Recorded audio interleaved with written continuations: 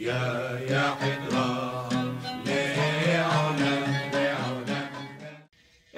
Minhag of the Week, Sebbit. So we've spoken about the Sebbit, what goes on, what doesn't go on, who comes, who doesn't come, where we have the Sebbit. But everybody's excited to know about the actual Sebbit.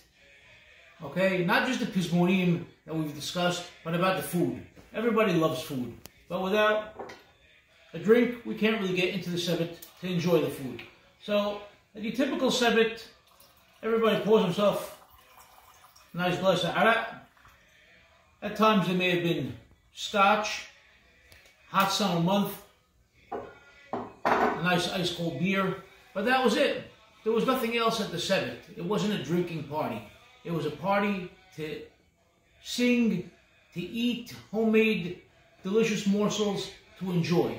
But what are these morsels that we're enjoying at the Sebbit? It's what we call today Mazza. Mazza comes from the Arabic word Mazza. Mazza coming from the Ottoman Turkish word, which came from the Persian, and it means a small, tasty snack. And this tasty snack is something that really is the showcase of our Sebbit. Beautiful homemade foods, small pieces, dainty, that everybody enjoys. Let's talk about these foods. Generally, you ask somebody about Mazza, and what do they know? They know kibbeh, they know lahmajin. Those are the quintessential Sebbit foods. And we all know our typical kibbeh. Here it is, okay? Beautiful bulgur surrounding the meat inside.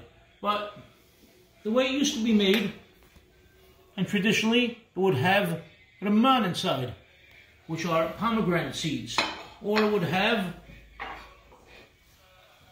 snowball inside, which are pine nuts. And I must thank Mrs. Nadia Mishani and SY Cuisine for preparing all these authentic Halabi dishes. She's from Halab, and she has transplanted these authentic recipes to SY Cuisine, and she makes them available to the entire community. We have lahmajin, also beautifully decorated with the pine nuts, which give it an exquisite flavor. We have sambusak, which is obviously not with cheese, but with meat inside.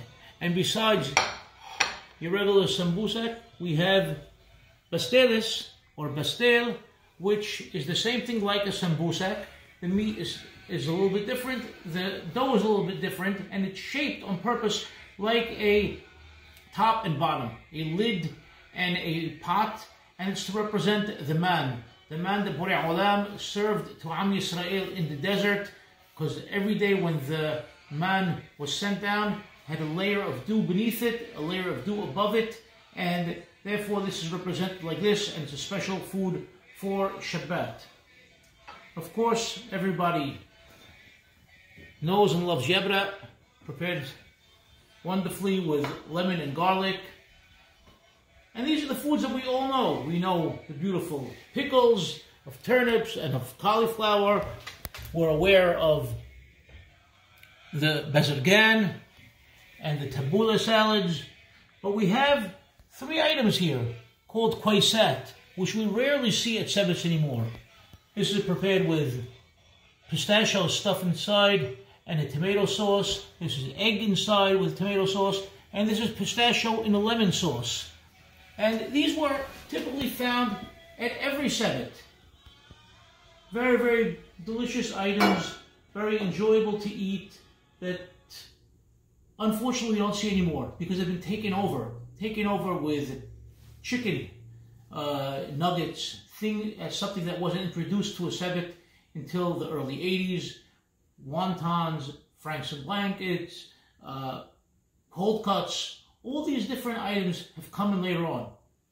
Don't get me wrong, they're all delicious, but they're not traditional.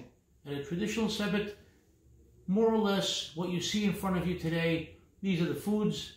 So keep it in mind, try to stay authentic, have a Sebbit with real pizmonim, real arak, real kibbeh with snowball, and enjoy, and mabruk.